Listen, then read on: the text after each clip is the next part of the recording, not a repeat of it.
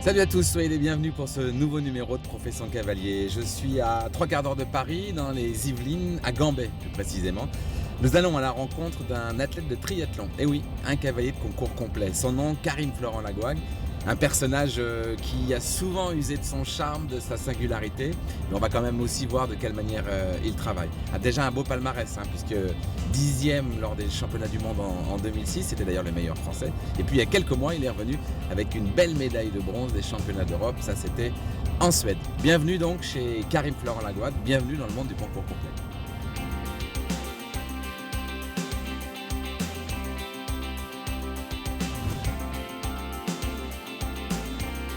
Salut Karim. Salut Kamel. Je suis content d'être chez toi. J'ai pas tout compris là parce qu'il y a plein de choses, des camions, des tentes. Enfin bon, tu vas m'expliquer tout ça. Ouais, on va en discuter autour d'un café. Ouais, avec plaisir. Karim, quel âge tu as maintenant? 38 ans. 38 ans. C'est pour ça on voit un peu le... Ça grisonne. Ouais. Et tu es parent d'un petit garçon, papa d'un petit garçon. Mmh. Tu as une compagne. Vous êtes mariés? Non. Non, Bon, on vit dans le péché. D'accord, ouais. Ça va pas durer. C'est pas très grave. Camille, qu'on verra, j'imagine, dans la journée. On ne sait pas d'où tu viens, quel est ton... Raconte-moi juste un peu ton enfance, c'est quoi? D'abord, ça peut durer un petit peu. Oui, mais ça m'intéresse. Parce que ça a mal commencé déjà pour moi, puisque quand j'avais 2 ans, je suis tombé des escaliers et j'ai eu un problème aux hanches grave. Et du coup, j'ai dû être sur un lit roulant pendant plusieurs années.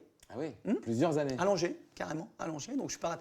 En fait, mes parents travaillaient beaucoup, donc ils m'ont mis dans un centre spécialisé pour les jeunes handicapés. C'est à côté du Touquet, c'est à Berck-sur-Mer. Ouais. Et donc, ma grande tante s'est occupée de moi pendant pratiquement 3 ans dans ce fameux centre. Enfin, j'habitais chez elle. Une de mes sœurs, Delphine, est venue aussi avec nous pour m'accompagner. Donc, elle allait à l'école là-bas. Ah oui, c'est assez... voilà. Et puis finalement, ça s'est très bien remis. Combien de temps après? Disons que en fait, donc là 2 ans, à 5 ans, j'étais debout, puisque en fait, j'ai eu 2 ans alité à peu près. Ensuite, 6 mois, on va dire, de siège roulant et 6 mois de réduc. Et après, voilà, après j'étais debout et j'ai pu commencer à bouger.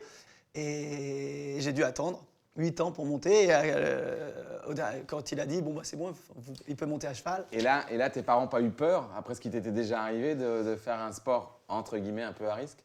Ma mère, étant dans le milieu hospitalier, a dit que bon, voilà, si le docteur a donné son feu vert, il faut faire attention, mais je veux dire... C'est comme un enfant, comme un autre. C'était une enfance difficile alors quand même? En fait, je regarde relativement peu de souvenirs, c'est surtout les photos, tout ça. Ouais. J'en ai fait, je dirais, pratiquement une force, parce que j'ai pas eu droit au sport de combat, enfin au sport violent, avant 10 ans à peu près.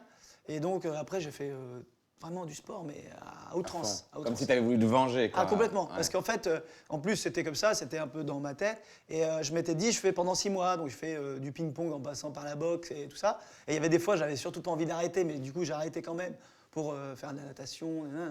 Il y en a des fois, j'avais pas envie de continuer. Tu vois, la boxe, ça m'avait un peu saoulé. Mais j'avais continué 6 mois quand même. Je m'étais comme ça lancé un appétit incroyable. Ouais. Et donc voilà, j'en ai fait une force finalement, je pense. Ouais. Jusqu'à ta vie d'aujourd'hui, on t'a beaucoup connu, reconnu parce que tu avais une volonté de... Maintenant, je comprends mieux d'ailleurs, de charmer, mais c'était aussi une volonté de manger la vie, quoi, de trouver le côté positif. Moi, je me souviens d'obstacles où tu sautais des auxerres de 2,50 m de large et tu tournais la tête pour sourire aux gens. Ouais.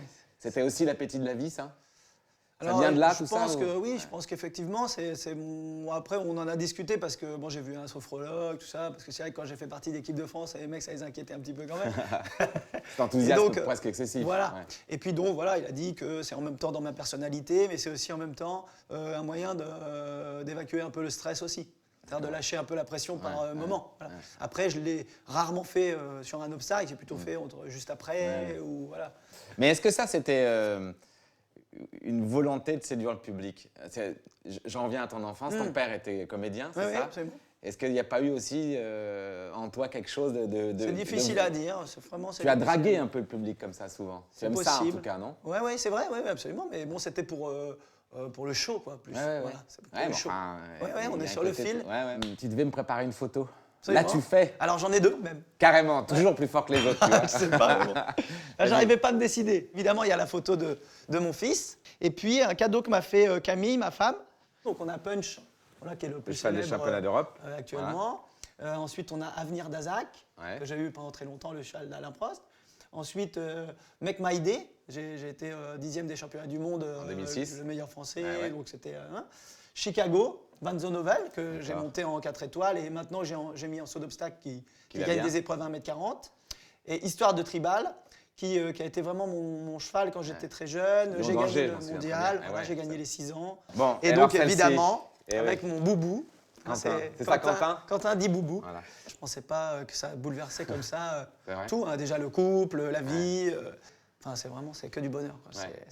C'est vrai que c'est très fort. Puis ses cheveux qui grisonnent, quoi. Ah oui, quand même. Moi, j'en ai plus. Ah oui. Bon, Karim, j'ai très envie, évidemment, de voir ton côté professionnel, visiter tes écuries, de rencontrer ton team, enfin, de voir tes chevaux, de voir comment tu travailles. Tu veux bien être mon guide? Allons-y, je suis impatient de te montrer tout ça. Go. On aille bosser un peu. Ouais.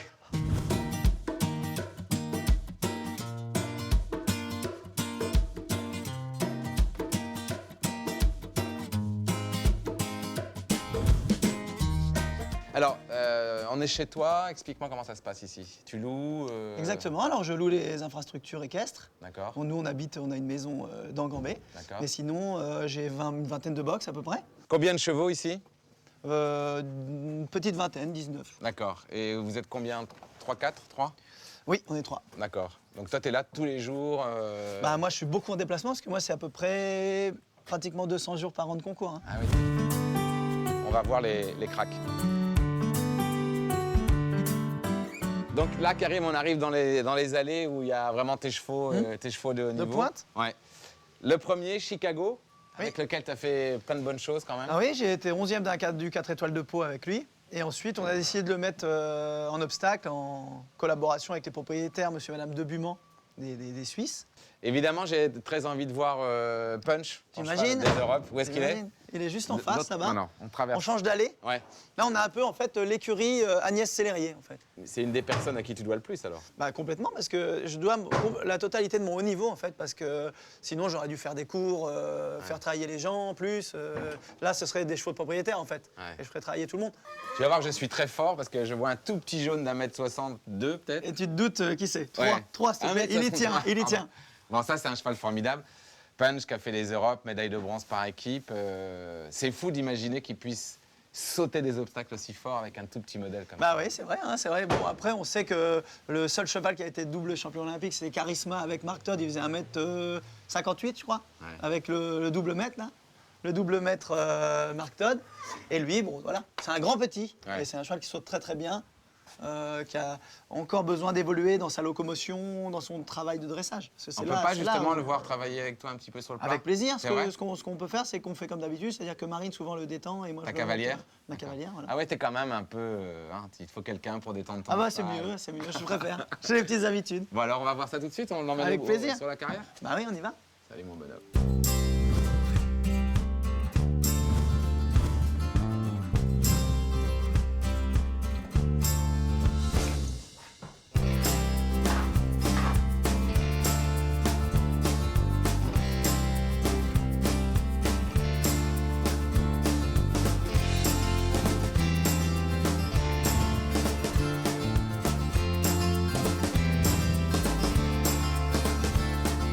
Bon, rectangle de dressage, parce que dans ton triathlon, le premier jour, c'est le dressage. Tu travailles depuis quelques temps avec Jean-Luc Force.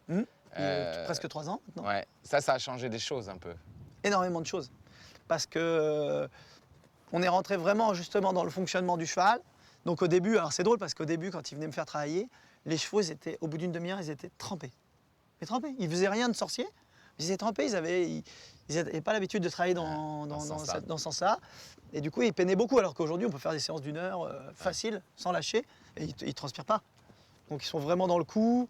Il m'a beaucoup aidé sur tous les points de vue, je dirais de la psychologie, en passant par l'intégration un peu dans l'équipe de France. Dans le groupe. Sinon, moi, j'étais un peu dans mon coin, on va dire. Ouais. Et il m'a beaucoup aidé sur tous ces plans-là. Et évidemment, l'équitation, je n'en parle même pas. Alors là, c'est presque ton assistante, hein, c'est Marine, qui dresse les chevaux quand il n'est pas là. Là, c'est Punjoles, ton cheval de tête aujourd'hui. Oui. Hein. Et donc là, tu lui demandes quoi? Alors là, on est vraiment dans la relaxation, essayer d'aller chercher un peu des angles, mais gentiment, tout en faisant du stretching en fait. En retour de compétition, on se dit pas, tiens, je fais au paddock, et puis on attend 10 jours, et sinon, il est tout raide. Ouais. Donc il faut vraiment assouplir au maximum. Et ce pourquoi je fais monter Marine pour les détendre, c'est que j'aime bien les voir à froid. Parce que dessus, on a une sensation de propulsion, etc. Mais de visu, je me rends encore mieux compte. Ce cheval-là, quelles sont ses qualités, ses défauts sur le plat? On parlait justement de la présentation dans un rectangle. Il prend pas beaucoup de place. Ouais. Il n'est pas impressionnant. Ouais. Il se tient pas comme ça, très haut. Là. Il n'est pas voleur. Il n'est pas voleur. Ouais. Et du coup, voilà, il faut être capable de le présenter, de lui demander d'aller chercher plus loin dans les amplitudes. Ce qu'il commence vraiment à faire, il est vraiment sympa. C'est vraiment un cheval qui est adorable et qui a une personnalité qui est unique. Ouais. Enfin, comme tous, mais lui, vraiment, on sait tout de suite là où il ne faut pas aller. Ouais. Je veux dire, lui, il plante le décor. Il dit ça, je veux bien te le donner. Ça, je ne veux pas te le donner. Ouais. Okay, et tu reviens après, il dit bon, allez, je veux bien essayer un petit peu. Donc là, Marine, l'attitude est bonne et essaye de varier davantage les allures. Avance un petit peu plus, ralentit un peu plus. Reste pas toujours dans la même vitesse. Ralentis un peu, repart. En épaule en avant toujours, essaye de faire un peu plus les coins. Voilà, des transitions au pas, repartir. C'est ça que j'attends en fait de la détente, c'est vraiment que le cheval, comme on dit dans notre jargon, accroche le dos. Donc ça veut dire la propulsion, ça passe par le dos, on reçoit le contact. Et c'est ça dont on a besoin, c'est comment dirais-je, que le cheval il soit vraiment sur la tension, tension du dos, tension sur le mort. Voilà. Bon, à toi. Allez, on change? Ça va, Marine? Bon. Merci. Elle bosse un peu. Ça y est. Karim, ce qui serait bien, c'est qu'on fasse... tu nous montres en fait comment faire un bon arrêt, justement. Là, est-ce que ça te convient, par exemple? Ah, il s'installe un peu, tu vois. Ouais. Mais sinon, Parce qu'il faut que normalement, les Soit bien postérieurs engagés. soient bien. Ouais. ouais, Là, il est un peu loin. il y en a un derrière, un devant. Quoi, Ah oui, surtout. déjà. Tu vois. Déjà, ça va pas. Qu'est-ce J'en qu'il fais faut que un tu autre. fasses, toi? Comment tu le prépares, ton arrêt, pour être vraiment En fait, il faut impeccable? Là, je l'ai un peu surpris finalement. Ce qu'il faut, c'est bien le préparer et que le cheval, déjà dans son allure au trot, si c'est au trot ou au pas, Ouais. que dans son allure, il soit déjà bien engagé. Or là, comme je le mets un peu bas, que je l'avais pas vraiment Ouais. embrayé, il ne s'arrête pas très bien. D'accord. Parce qu'en fait, contrairement à ce qu'on pourrait croire, il faut avoir pas mal de propulsion Exactement. pour Faut qu'il s'arrête l'arrêter. sur les hanches. Ouais, c'est ça. Voilà. On a Il l'impression s'arrête qu'il sur faudrait les qu'il meure un peu comme ça. Non. Ah bah voilà. En fait, il Là, faut qu'il... soit il est décalé, soit il est plutôt loin derrière, en fait, avec ce principe-là. En réalité, il faut que le cheval soit très engagé. Et à la fin, en fait, à la fin de l'arrêt, il faut avoir une bouche bien décontractée. Parce que si le cheval est un petit peu sur la bouche et qu'il a un postérieur qui est un peu derrière, il ne va jamais le ramener. D'accord. Or, s'il a un cheval bien décontracté et qu'on met les jambes, parce qu'il faut des jambes pour s'arrêter, hop, il va ramener son postérieur qui est à la traîne, en fait. D'accord. Voilà. Je prépare un peu. Le but, hein, c'est vraiment de travailler un cheval, d'en faire un chewing-gum un peu, et puis ensuite de demander de plus en plus de propulsion, tout en gardant cette même décontraction, en fait. Ouais. C'est ça qui est difficile, c'est dès qu'on demande au cheval vraiment des gros efforts, un peu comme à l'obstacle, il se contracte, et c'est ça qui nuit à la performance. Ah ouais. Il faut aller chercher vraiment des angles au fur et à mesure.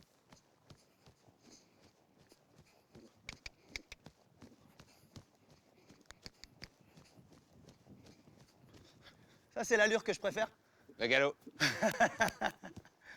Tu me fais un arrêt ou deux? Allez, je sens que le juge va être intransigeant. Ah,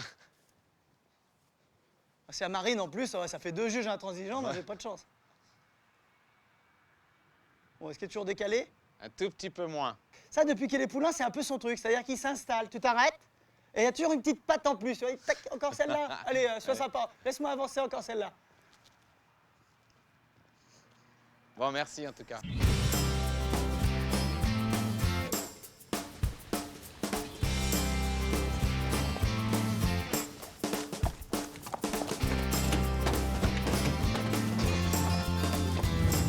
Mais qu'est-ce qu'on fait là, Karim? Eh ben écoute, on va à Bonneville, chez Jean-Yves Bonneau, pour faire un peu de cross, puisque Comment c'est ça marche? à 10 km des écuries. Et du coup, je m'entraîne là-bas pour le cross. Ah oui, parce que là, il n'y a pas d'espace pour le cross, donc tu vas directement sur un terrain de Exactement. concours. Bon, bah je te suis. Il y a combien de kilomètres? 10. Bon, alors on y va? On est parti. Ça roule. Allez, en route.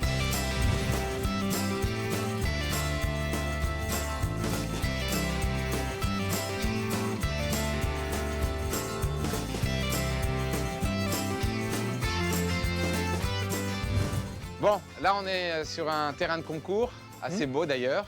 Marine, j'ai rien compris, je pensais que tu faisais que du dressage, mais enfin visiblement, c'est nouveau ça pour toi? Oui, tout à Bon. fait. Ça c'est un vieux cheval, Oui, il a 9 ans. Bon, pas Ouais. très vieux, mais... D'expérience. Il a Comment il encore des s'appelle? choses à faire. Caleçon. Non, non, c'est pas son vrai nom. Ça s'appelle caleçon de laine. D'accord, ça ne s'invente pas. Non, Donc lui a de l'expérience, et ça c'est une pouliche de 6 ans qui a jamais fait de complet. exactement. Une fois simplement, elle a fait un tout petit peu de cross comme ça, mais tout petit D'accord. quand c'était à Poigny-la-Forêt. Donc on a un couple qui fait une cavalière qui fait du dressage et une jument qui n'a pas fait de complet. Exactement. Là, tu nous as dit qu'on allait travailler le passage de guet. Oui. Donc tu travailles jamais un jeune poulain seul, c'est ça? Non, en général, ils peuvent rester collés devant pendant un quart d'heure si jamais ils ne connaissent pas l'eau. Donc on met un cheval qui va rentrer tout simplement devant et un peu D'accord. comme en randonnée, ça se passe très bien. D'accord. Bon alors moi je vais essayer de ne pas me faire éclabousser, je vais monter sur le contre-haut et puis je vous regarde faire. Avec plaisir. Marine, je suis avec toi.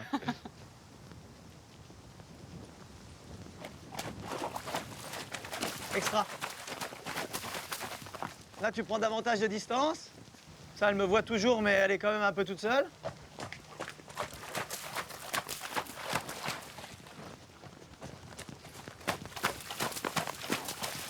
Extra.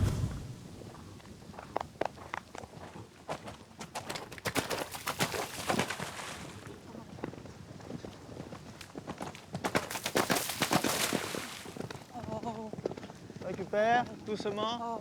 Parce que là, c'est un peu dur. Pas trop vite. Voilà. Un petit peu plus en avançant. Hein. Tu mets tes épaules en arrière quand tu es dans l'eau. Sans tirer.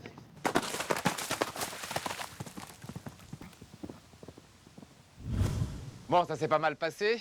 Très bien. J'imagine que tu as envie de compliquer un petit peu Voilà, l'équation. maintenant, là. il y a une entrée en fait pour un tronc derrière nous là, Ouais. qui réceptionne pas dans l'eau, mais après qui va dans l'eau ici et ressortir sur cet obstacle. Donc là, c'est deux difficultés. Il faut se jeter un peu dans le vide puisqu'on voit pas tout à fait ce qu'il y a derrière.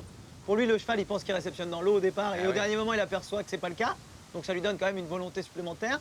Ça rend plus difficile aussi le deuxième, parce que le cheval vient de faire un saut, il se rééquilibre un peu dans l'eau ou pas. Ouais. Et ensuite, voilà, ça le perturbe un peu dans son équilibre et savoir si la jument elle reste droit.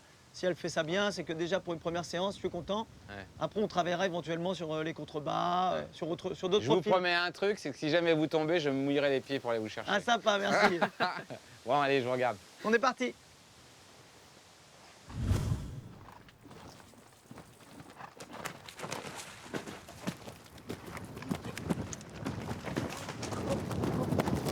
Bon. Oh. Ouais, toujours un peu à gauche, il faut faire attention avec ça. Ça peut venir avec la maturité. Ah oui, parfaitement. Ouais. Mais déjà, sur l'obstacle, elle se décale un tout petit peu à gauche. Ils ont tous un peu leur côté. Vous faites quoi? Vous le refaites une fois ou... Ouais, elle va le refaire une fois toute seule. D'accord. Et comme ça, tu essayes d'être le plus centré possible. Bien dessiné, là, dans l'eau. Tout de suite à gauche, à la réception du tronc, en baissant la tête. Et celui-là. C'est parti, on te regarde. Ah, super. Super. On te regarde, on est avec toi, enfin, on te supporte. On est avec toi. C'est ça le problème. Extra. Voilà, tes épaules, on attend bien jusqu'au bout. Super, très Ouais. bien. Ah, c'est la cavalière, en fait, qui doit être vigilante sur la rectitude. Là, elle a parfaitement fait. Nickel. Ah ouais, c'est Là, top. elle a été on a vu, elle a écarté sa main droite, elle a Ouais, été ouais. beaucoup plus sur le coup, là. Bravo. Donc là, ça suffit. Les prochaines fois, voilà, on attaquera. Bah, il y a les fossés. Tout ce qui est spécifique au complet, c'est le gué, les fossés et les obstacles de terre, contre haut, contre bas et les sauts dans le vide, quoi. Ouais. Ce qu'on appelle les panoramiques. Ça fait des sensations incroyables quand même. Hein. Ah non, c'est génial. Ça change du dressage. Ah ouais, ouais, ça, Ah bah c'est pas les mêmes, oui, c'est sûr. c'est pas la même cadence déjà. Non. Bon, super, merci. Bon, moi j'ai un rendez-vous maintenant avec une jeune femme, Camille Lafitte, qui est la compagne de notre professionnel du jour. Et comme d'habitude, j'ai envie d'en savoir plus.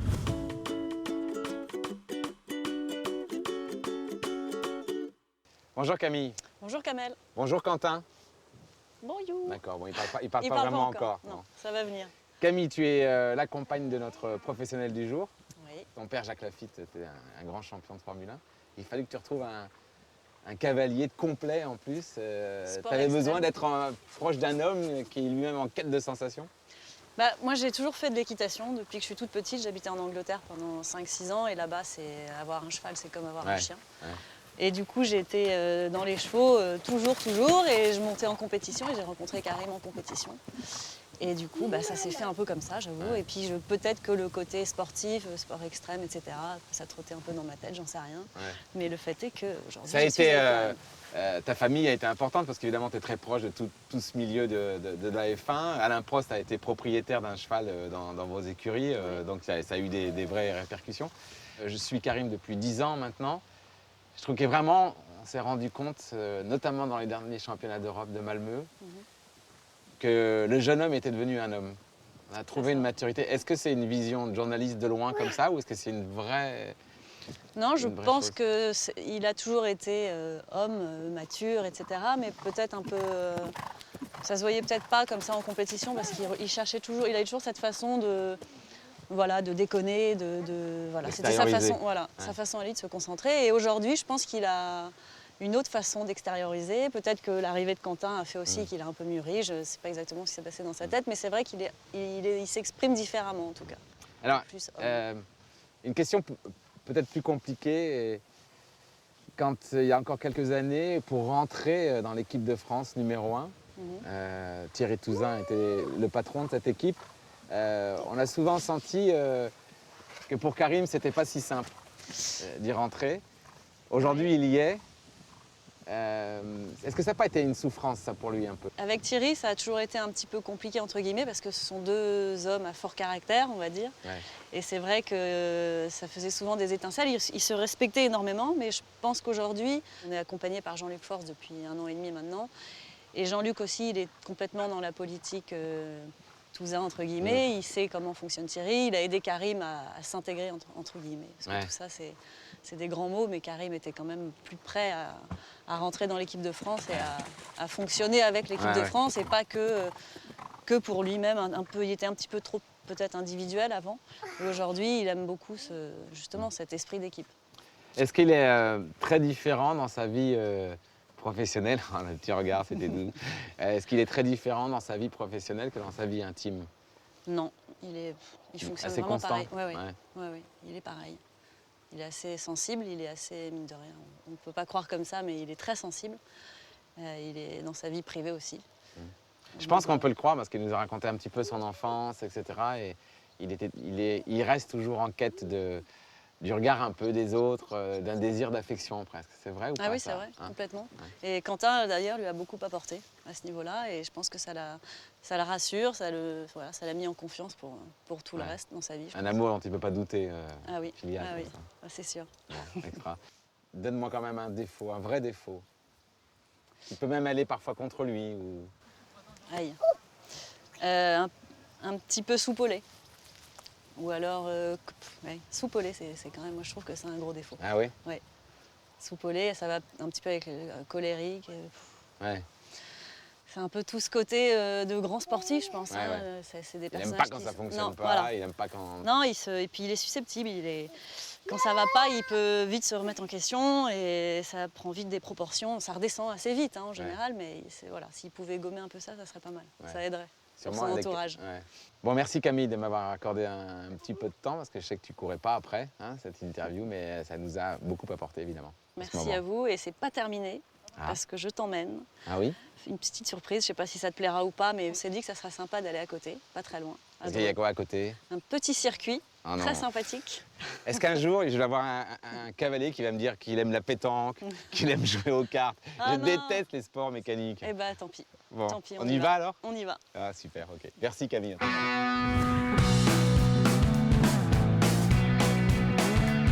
Alors je t'explique. C'est ça que tu veux que je fasse? Voilà, exactement. Non mais Camille, tu rêves. Allez, jamais, attends, ça fait envie quand mais même. c'est un truc de fou quoi. Ah ouais, ça c'est difficile. Hein. On fait un tour. Mais moins vite. Non, allez, on essaie à fond, mais d'accord, à fond. vite. Je te cache c'est pas que bon, j'ai un tout petit peu les pépettes, mais... Tu vas voir, ça va bien se passer. Bon, allez, quitte à y va. aller, on y va. Tu viens, tu viens avec nous, Camille.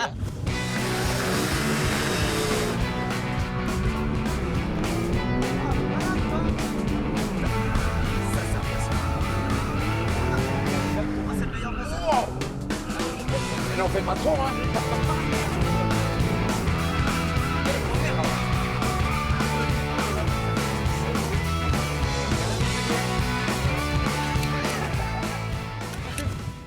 Bon, sensation forte, hein? Ah, c'est bon. Comme dans ton sport d'ailleurs. Ouais. Il y a une partie qu'on n'a pas encore évoquée Mhm. dans ton profession cavalier, c'est la partie économique. Alors, j'ai compris que tu avais des propriétaires de tes chevaux de Grand Prix, Mhm. mais comment tu vis tout ça?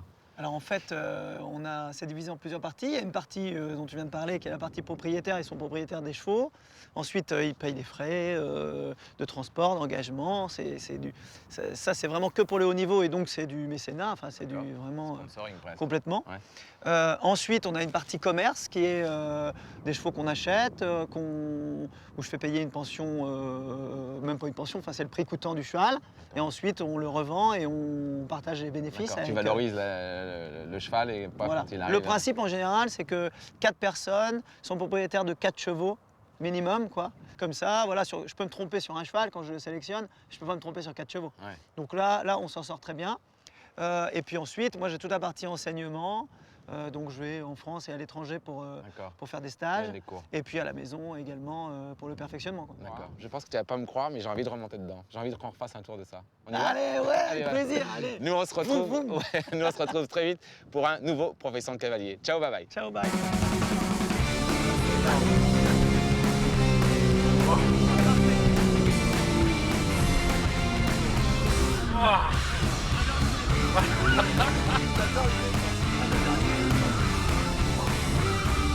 Ja,